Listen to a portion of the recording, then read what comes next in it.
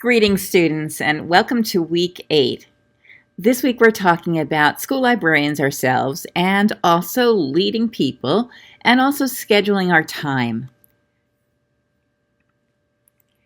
So this word cloud represents a few of the ideas we're going to be talking about.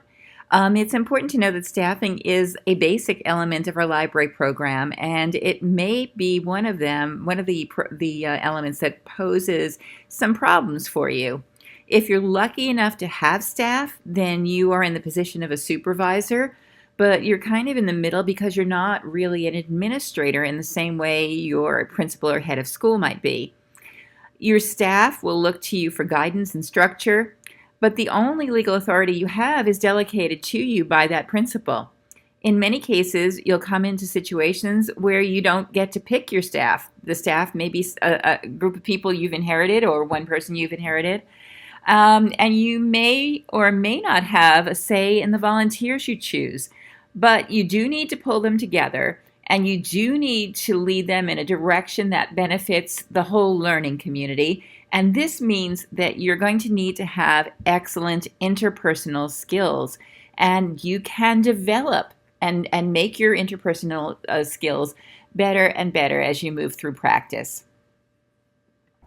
I'd like you to think about the personas that were in the first edition of the National School Library Standards. I worked on developing them a while back. These came out 2017, 2018. And while they're no longer in the second edition, they still are on the website. And I think they're useful in planning. In fact, personas are a typical concept used in planning. And let's describe those various people who are kind of in your neighborhood. Interesting to note that 4 of the personas are librarians themselves, and we'll look at them a little bit more closely. And so if you get to know their names, you'll begin to use their names as a shorthand for the types of people you're interacting with. It's very possible that some of you are going to think of yourself as NOAAs, new librarians, or librarians who need a little bit of support.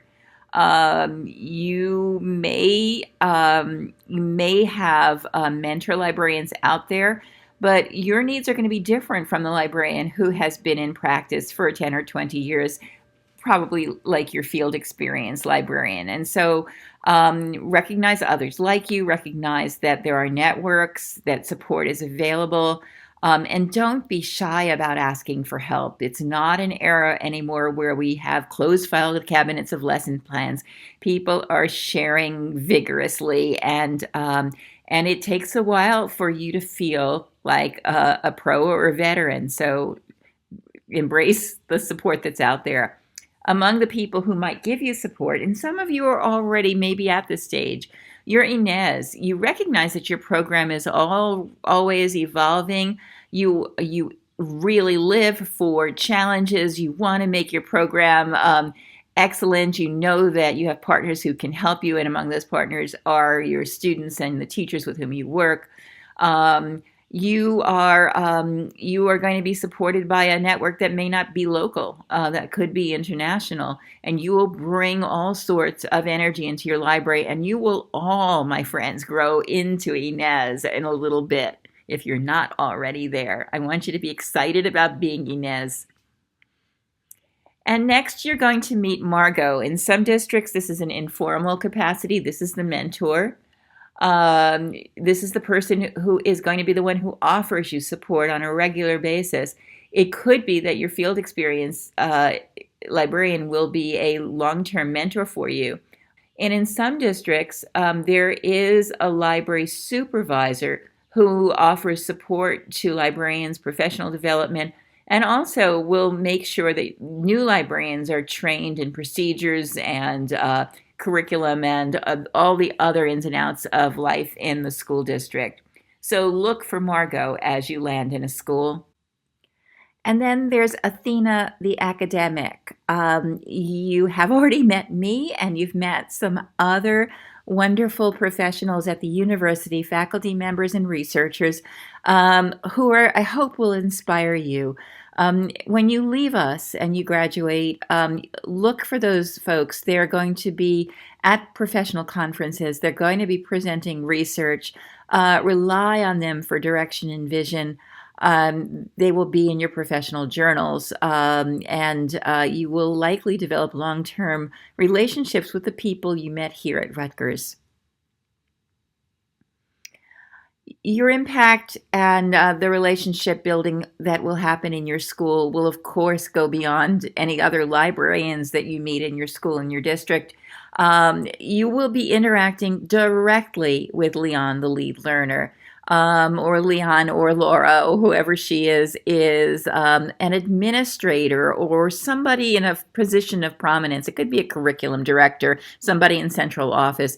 This is a person you're going to need to rely on heavily. We talked about those power relationships earlier in the course, but your influence on them can be incredible and you need their support. And honestly, they need your support. They may not even know in which ways you can support them. They may not know what your contributions will be to their own practice. For me, I was able to figure out what kept my administrator up at night, and I understood his or her interests, and I would feed them articles, journals, materials, anything they needed. I would also help with all the professional development in the school. So as we were developing ideas for PD, for faculty meetings, as we were planning unconferences, I was right there making sure that this person would succeed. And I think that effort was well appreciated, and it paid off in terms of library. Tony, the teacher, you're going to meet all sorts of teachers. You can't do your job without your teachers, of course. And Tony is the one you may need to convince. Tony might be a new teacher, or he might be the kind of teacher who closes his doors and doesn't need a collaborator. He may not know the value of your partnership, the fact that you'll scout for him, the fact that you'll handle the technology or integrate resources or build him a LibGuide. He may never have seen an animal like you before, and you need to do some persuasion. You won't get all the Tonys in a year or even 5 years, but you'll slowly build their trust and you'll slowly build their understanding of the value you might have to their program. You have to consider what's in it for them. And then, of course, is Patty, the parent. As a librarian, you can really build support among the entire community of all the groups, especially the groups that are underserved. There are so many parents in our school communities whose voices we don't hear. We hear the active parents. We hear the PTA parents. We hear the parents whose children have special needs. We hear the parents who are just who like their voices heard at meetings. But there are, I don't know, 90% of parents who you'll never meet, or you'll only meet on school visit night or faculty night. So you can reach out and you can build community among these parents with programs, with special events, by attending the PTO meetings, by sending letters home, by sharing a phone call with us, especially when a student does something remarkable. And then, of course, these people have no names, but they are your learners, and you will be identifying them and some of the other folks as you build your strategic plan, having a specific student group in mind. For instance, the ESL students or the AP US History students, or somebody to focus on, helps you create goals and objectives that are actually doable and measurable. So we'll come back to that, and you'll think more about that as you build your plan, but always have those individual students in mind. So who are you? What I want you to do this week is do some reading about the school librarian part of the framework in the National School Library Standards. I'm going to just go through a few of these pages. In the school librarians part of the framework, it goes through all the domains, the way people learn, as well as all the shared foundations. So under Inquire, for instance, why would school librarians start with Inquire? For centuries, great thinkers have built new knowledge by inquiring, thinking critically, identifying problems, and developing strategies for solving problems. Please go through the framework and read about all the ways as a professional you hit the domains and you hit the shared foundations of inquire, of include, of collaborate, of curate, explore, and engage. You may also want to look at some of the AASL position papers, and this one is on appropriate staffing for school libraries. There may come a time where you need to share this information with an administrator or a board to make a case. So this is one of several documents you may find on AASL's websites. So the national standards sort of describes who we should be professionally, but who are you personally? And what do you bring to the table in terms of your leadership characteristics that come from your own personality? Some of you may be familiar with the Myers-Briggs Personality Inventory.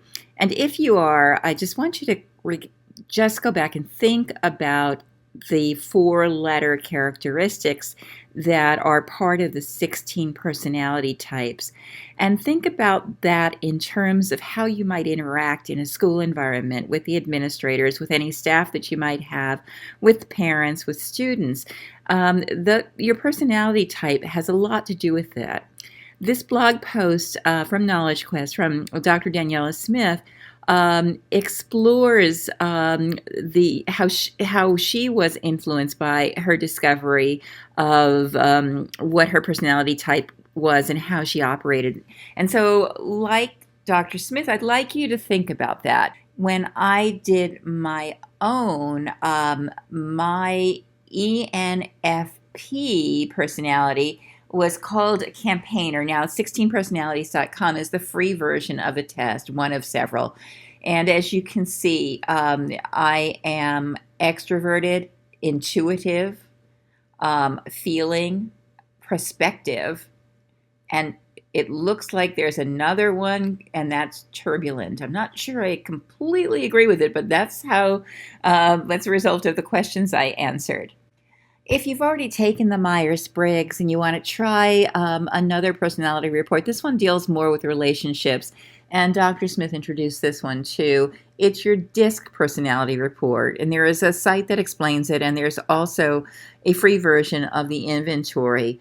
And the way you interact with this is there are a number of questions, and you do thumbs up for the most connected trait to the way you act with sometimes with others, and then you choose the least, a thumbs down for the way you are least likely to respond or act. And when I did that one, it told me I was socially oriented, and I have strong self-motivation to get to know people in all walks of life and nurture those relationships. You have a natural enthusiasm for all types of ideas and projects, your own and other people's. People are likely to describe you as generous, persuasive, and optimistic. And I think that when I think about the way I interact with others, I think that's likely true. But this one does more about how you are in relationships, so it might be worth a try if you choose that option for a discussion question this week. This week, I'd like you to try something called the Compass Points activity. It's from the Center for Leadership and Educational Equity.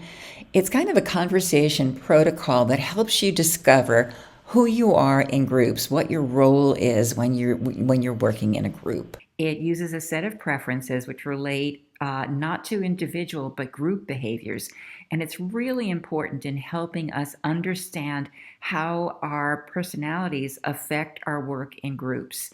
So I'm going to be asking you in this week's module to do the compass point exercise, and you'll be doing this in a Google slide deck, and it will be color coded, and you will decide. I know that many of us are more than one compass point, north, south, east, and west, but I'm asking you to pick your dominant compass point as described in this activity and meet your buddies in a color-coded group of slides to decide why you're in that space and how your dispositions affect the way you work in groups. And then we'll come back into Canvas and have a conversation about who's who and what our understanding about our compass points or our Myers-Briggs letters mean in terms of the way we interact with others. The other way I sometimes see myself on the floor of the large and very active library that I used to lead was as a point guard, and I came up with this metaphor that I really did like, and it had to do with understanding my teacher teammates, coaching and leading on the library floor, in the faculty room, and online. So it was a coach. Earning the teacher's trust was like a point guard would earn the players' trust. Trying to be as unselfish as I could and give everybody credit, and to pass the ball, um, and handle both successes and defeats in perspective, display some agility, some quickness and speed, having good court vision, knowing what's going on, knowing if somebody's crying somewhere in a corner, knowing that somebody's hungry, knowing that a teacher needs help, knowing that somebody feels lost, knowing that my staff needs support. All of those things are part of what I thought of as being a good point guard and also being a good librarian. You'll come up with your own metaphor, I think. Let's shift gears and talk about job descriptions, staffing, and hiring. I wanted to point to a page on our school librarian headquarters. It's a LibGuide that you probably have seen before.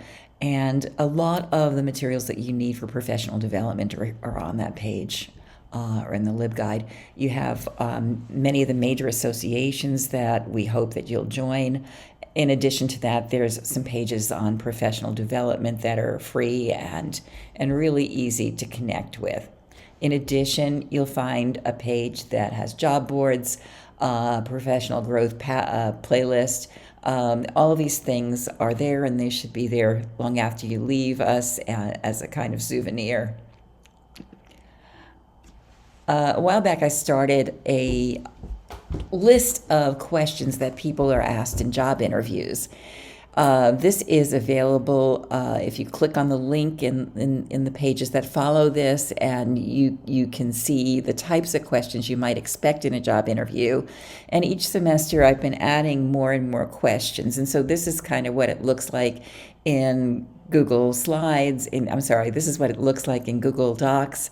And this just has been growing, and so we talk about these in Canvas and add any ones that you discover in the course of this semester in 575. Additionally, beyond those job interview questions, there are questions that you probably want to think about when you take a job or you're offered a job. Of course, one of them is, will you have an aide? That's not as common as it used to be, but it's something to think about. What closes your library? Will the library be closed during testing? Will you be closed because the PTA is taking over your space, or there's school-wide events? Things to ask about. How do you have lunch? Do you close for lunch? Are there opportunities for you to eat lunch? Those are sorts of things that happen. What happens when you're out? Is there a substitute, a building substitute who might take over for you that knows you? Do they even have a substitute for you when you're going out? In terms of professional development, again, will you be able to attend conferences? And what will your hours be? Will you have hours before and after school? These are some things to think about, and maybe not ask about that during your first interview, but later on when you get a job offer, these are some things that you might want to ask. There are library staffing models, and one of them that I am afraid is most common in schools right now during this economic climate is that there is a single certified librarian, and that is that's what I hope anyway, is managing all the library operations. In larger schools, and very often in high schools, you may see more than one professional. You might also see paraprofessionals and some non-certified staff like technology professionals. In some cases, these are coaches who are common in the school, but they kind of live in the library. Speaking of coaches, sometimes the reading specialist is assigned to an office within the library space, and that's not uncommon. I had a whole tech department in a separate wing of the library. It's important to note there's strong differences between a librarian, a professional librarian with an MI or MLIS degree, and a library paraprofessional. If you're lucky enough to have a paraprofessional, you want to treat them incredibly well, and you want to recognize that they are not doing the same jobs that you're doing. You are the library professional, and they are operational, doing the work, the clerical work, the management work, the support of your professional work. And this poster that I did using Notebook LM and some work for the Pennsylvania group might be useful in explaining the difference to somebody who is uninitiated. In fact, here is, and this is available in Google Docs, a job description of a library paraprofessional that at one point I actually used to hire somebody for my own support staff. You will find other job descriptions for support staff at School Library Directory. That's a handy place for a lot of library materials that a group of folks have been keeping together for, I don't know, maybe 30 years now, as long as the web existed. It's important to remember that when you do have staff, you are going to have additional responsibilities that are well worth it, like scheduling them, assigning tasks, and evaluating their work. And I know that you developed a manual in 525, and it might be a good idea to keep that manual up, especially when it comes to training for support staff as well as volunteers, and also to keep your library going after you leave a position. The person who follows you will have some level of sustainability in place for when they come in. Let's shift gears again and talk a little bit about volunteer programs.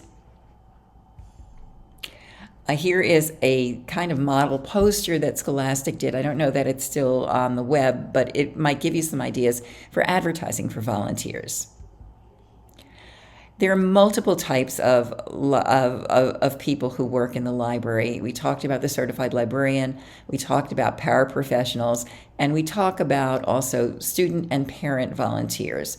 They are an extension of our well-managed program. They're never a replacement for dedicated full-time paraprofessionals and certified librarians. In the city of Philadelphia and in some other places where school librarians are not a common sight, you will find programs run by volunteers. They are not real library programs. Let's talk a little bit about what makes good volunteers. You will find volunteers of a variety of different types. We have student volunteers, we have parent volunteers, and we have community members who might serve as our volunteers. While the volunteer tasks are typically kind of creating bulletin boards, checking materials out, and shelving materials, one of the things you have to realize is that your volunteers have talents, often superpowers, that we often underestimate. And when we do that, while we may get the day's tasks done, we may overlook some important opportunities that are available to us. Whenever we have volunteers, it's important to consider what's in it for them. We want the volunteers to come back. So they have their practical contributions, but some of them, as I said, have superpowers, and we want to make sure that they're satisfied. We need to balance our own needs with their talents, and that goes for students as well as adult volunteers. In the course of my career, I have had an amazing array of adult volunteers. I've had senior elders who actually participated in primary source storytelling around our community and its history. And those stories became part of our learning and teaching in the library. We also had, I remember I had an elderly gentleman who was military police in Nuremberg. When we discovered his role and what he remembered of those times, he became a regular visitor to our social studies classes. We have artists and creatives and sign makers. We have social media experts. We have historians and writers. And if we discover those in our volunteers, we ought to take advantage of them and make them feel proud and celebrate them as much as we do when they shelve our books. So we need to discover how we can honor them, and how we can match their skills with our needs, what perks we might offer them, how might we reward them. Very often, if we have a lot of volunteers, you can have a party for them at the end of the year. You can offer them little gifts. You can emphasize in your gratitude what the role they're playing in your community. Sometimes just thanking them in a sincere way goes a long way. It's not always perfect with our volunteers. We have to understand that some of the things that happen in our library are sensitive. Not every adult who comes into our library will understand the weeding process, the deselection of materials, and our criteria for getting rid of things. Some people think about weeding as simply throwing books out, and they will worry about this process and feel guilty about that, and possibly talk to their neighbors about it, and it becomes problematic sometimes.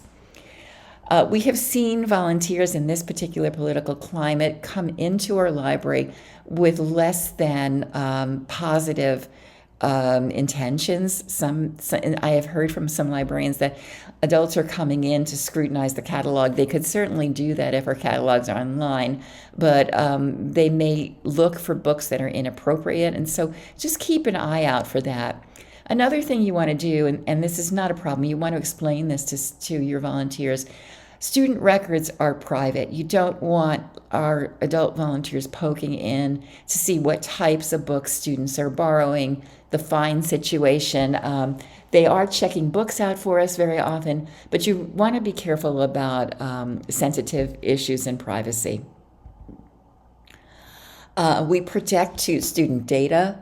Volunteers have to understand that and adhere to confidentiality policies, and we might need to restrict records to authorized personnel only. And this should be understandable to most parents and community members, so I don't think you'd have much trouble explaining that. The other thing you want to do, and this goes with some aides as well, we are certified to, and we are covered by insurance, and not our volunteers are not, and they are not trained to be alone with students. You, as a professional with your teaching certification, have legal responsibility for your students, and you do not want to leave the facility alone, leaving volunteers in your place. In addition, not all volunteers are the people who come into your library and physically do these tasks. Many school libraries have advisory boards. You have adult advisory boards, you have mixed advisory boards, and some libraries have teen advisory or student advisory boards. Advisory boards can be amazing in terms of their advocacy value. They will offer you guidance on library services, help and participate in your strategic planning, and be your advocates outside in the community. These are just some of the ideas that you can utilize in creating an advisory board for your library. It is generally really good public relations to have this, and it's not a lot of effort. They don't meet very many times a year, but when you engage them in the activities that you're doing, the value can be fabulous. When you're hiring or accepting adult volunteers, it's really lovely when you can, if you have a large group, to be able to hire a volunteer coordinator. This is somebody who is a kind of leader in the volunteer group, who can help manage schedules, help if somebody's planning to be there and has to be out, be the point of contact for the volunteers so you can focus on your own duties. And this is something people may like to have on their resumes, and these are some people who are leaders among the parents in your community might really enjoy this as a leadership function. In addition to those formal volunteers, You can have some wonderful relationships with your parent associations. If you have a PTA or booster club or PTO, you can partner with them in activities like One Book, One Springfield. Oops, sorry, One Book, One School. We had so much success with our One Book, One Springfield in my high school, and our parent associations helped us with getting guest speakers, getting multiple copies of the books, getting us grants, and giving us grants. They can be your biggest advocates. So join your PTO, and support them. Have workshops for them. I would do workshops on AI, on the new reading program. See what their priorities are, and see how you can assist. One group of parents that are often overlooked are the many immigrant parents we have. I would host some of the parents who are new to coming in the community, provide them with some translation tools, give them tours of the library, give them our database password list, and help them, even sometimes helping them in their citizenship process. It is something that you can make a huge difference in, make the kids feel great as well as the parents, and have them have wonderful relationships with the notion of libraries. School and public libraries are not present in every culture, and this is a wonderful introduction for them. Now, let's shift gears again and talk about student volunteers. I used to call them my library ambassadors. I made buttons for them or had them make buttons for themselves, made sure they had perks, made sure they had they felt really special. And many of them felt ownership of the library, loved sitting behind the desk. Sometimes guidance would send them to me. And I wasn't absolutely sure that every one of those kids guidance sent to me they were actually kind of not really volunteers. They were situated with us because they didn't actually fit in well in a class or something. But they became the strongest student advocates for us, and they protected our library. They sat at the desk with us, and they helped us with inventory. We had some wonderful experience with student volunteers. You may start with posters. You may actually find out what is in it for them. Again, what are the students interested in? And here is just a sample of a form that you can send out as an interest survey to make sure that their needs are met, to make sure that you're recognizing the students' superpowers. And many of them can be tutors or mentors or tech experts, or create amazing bulletin boards, or use glass crayon markers and create murals for you. There's so much. They can adopt a shelf. They can have competitive shelves and see who circulates the most books. So many really wonderful ideas your students and ambassadors can create. Here is just one example of McCurchin Library, who shows, this is their form, I believe, for hiring or for applying to be a McCurchin Library Ambassador. It is their library, and that the ownership part of student volunteering is really important. Why are they volunteering? What is the motivation? How can you match their skills? Understanding that some will be with you for 4 or 5 years and others will be with you for a couple of hours at a time. But what perks might you offer them? Can you give them extended checkouts? Will they open the boxes with you? Will they unbox with you? What training will they get that will be valuable beyond the library? And here is just a poster I did using, again, Google Slides.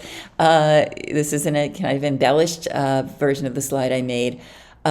First look privileges. They could learn more about makerspaces than the average bear. They have access to the staff zone only, the kitchen area where there are snacks perhaps. Influence in you building a collection. Being part of a library crew is a great thing for young nerds, many of whom don't fit in the cafeteria during lunch. They love being with you in the library. And it's a low stakes environment. It's a calm area. It's really a place they can belong.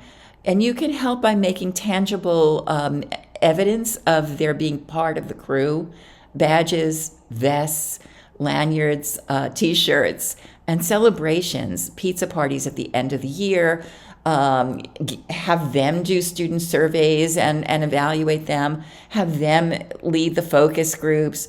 And this stuff is really good for National Honor Society service. You tend to write recommendations for the students who volunteer for you, and they develop skills that are library skills that may be beyond what the average student develops. Not all of these kids are called student volunteers or ambassadors. Sometimes librarians develop advisory boards, like we talked about before, especially for teens, tech squads, and I had some homework mentors who work with the National Honor Society who were also library volunteers. You need to take good care of these kiddos because they are special to you, and they will, and the rewards that they bring to the library will be tenfold to what you invest. Here is a list of activities that's in our Google Docs that you can use and grow for potential library volunteer or ambassador activities. Okay, shifting gears again, let's talk about scheduling your program. I understand that some of you are covering more than one building and you are set with a fixed schedule, and not very much of this is changeable. But think about what we're talking about in the next few slides and think about what's possible within the confines of a fixed schedule and a commuting issue as well. So I want you to think outside the box and be creative, and also perhaps make the case for being in one building at some point. ALA has a very strong position statement that I think was last edited in 2019. And one of the things they state really, really clearly in this one is that beyond fixed scheduling and beyond flexible scheduling, there is something that is preferred, and that's called responsive scheduling. And this is an infographic that was developed in Notebook LM that summarizes the ASL statement. So what we see in fixed scheduling is that you have a rigid arrangement of your classes come in every week, the same time, for a certain amount of time. You have them fixed in terms of the things that happen. You have some kind of opening activity, some read alouds or learning activity, checking out of books, and then lining up and getting ready to go. That's typical in an elementary program. Flexible scheduling is an integrated model where it is curriculum based, where you partner with classroom teachers and you plan the library visits, and very often these are fabulous to promote inquiry learning, but it can be a challenge, and you don't always see every teacher, and it requires a lot of communication with your teachers, and it requires you being an advocate for your program and for inquiry in general. What AASL recommends is a responsive scheduling, an open schedule that allows for just-in-time research training, tech use by the librarian and the content area teachers. It relies on the entire school community, from principals to parents, to support an open access philosophy. And so, as I mentioned, it was adopted in 2019, and it is a way to really make sure that your space is utilized for just-in-time learning. You can read more about it in the position statement, but there are some comparisons that you'll see in this lecture that you can read more carefully and look at those three models. And this is from one of Marcia Martis's books. Physically, it's important for you to keep a schedule and for that schedule to be transparent. You want to make sure that you have evidence of what you've done over the course of a semester or a year. You want to show all those activities that you collaborated on. You want to make sure that people have a way to sign up and be on the schedule. And you want to be able to easily revise because things happen in a school. And there's a lot of reasons to keep a schedule. You want to design a sign-up form. These are some of the elements that went into the sign-up form that I used. The specifics, the logistics. Who are you? Who are you bringing? When are they coming? What specific space do you need? The goals of the reason you're coming, the project that we'll be working on together. What type of assistance am I going to, or participation will I provide for you? What's the timeline here? When are the due dates? And then, what's the assessment? And also what kind of curricular goodies are you going to be providing so I can prepare? Are we going to have this shared lesson plan that we developed? Or you have a lesson plan? Are there rubrics? Are there resource lists? Do you want me to develop a resource list? All of those things come into planning, and this can be done online if people don't have time to stop by, and you should follow up on those online visits. This could fill into a spreadsheet, or certainly you could use these forums to record the conversation that we have with teachers face to face. One planner that I highly recommend, this is not necessarily that whole lesson documentation, but I love Christina Hulswise's Demco planner. It costs something, but it's got so much great content in it. So I think that you may want to make this as an investment, or perhaps take it out of your book budget if you can. There are also automatic booking tools, and just like you'd book a schedule in a business, there are tools that you can use, just for instance, the very basic Google Sheets for booking time and it will fill into your spreadsheet or your calendar. There are also planners that, if you didn't want to buy Christina's, that you could use. There are some in these wonderful slide templates that there's 3 or 4 of them that I know about. One is Slides Go, and here's just some examples of the templates you might be able to use. There's very many flexible, different types of things that could go in your planner. This one is an example of the many templates that are available in Canva. Many of you use Canva, and you may not have recognized that there are some scheduling tools there too. Shannon Miller does an awful lot of work with scheduling, and she does, all these choice boards for the month, but she also has advice on how to schedule things. And there's a programming library, and these are hyperlinked in your slides, has a lot of ideas for scheduling events in the library.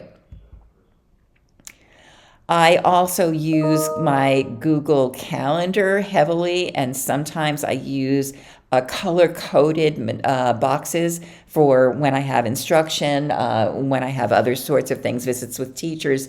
And you can use Google Calendar and Outlook to work on tools like that. If you're interested in reserving time and seeing how one librarian does it, Zinnia Bayardo, who I admire from Texas, has a library reservation system, and she describes how she does this in these videos, and she also describes how she does her appointment system. One very simple thing that I highly recommend is having an erasable whiteboard at the front of the library. If you're in a high school, for instance, and it is day 1, day 2, or there's 6 different types of days, the students will pop in and see what day it is if you have it written down. I had students volunteer to help me with this in the morning to transfer what I had in my print schedule onto the board. I used students who had wonderful handwritings, and they would come in the morning to see if they were scheduled, and they loved doing that because their teachers didn't always tell them. And so this is just a handy little service that you can offer. And the teachers didn't remember either, so they would pop in the morning and they'd look at our schedule. You're also going to have to deal with how are kids going to come to the library? How will you manage drop-in use? There's a variety of different ways in which kids come to the library. And why they come to the library. What will you do with them? Students come in, sometimes they want to use, when they have the time, they want to come in, or when they come in with no purpose, you can get them involved in some of your makerspace activities, some of the creative kinds of things that you might have going on tables. You might have technology playgrounds. I had production areas we called the Creative Commons in our library. You can engage them. If you know them well, think about what they're interested in and have them get involved in projects that are community-based. and passion driven, certainly you can support free reading or free choice in reading. And also you can use those drop-in students in volunteer activity ways.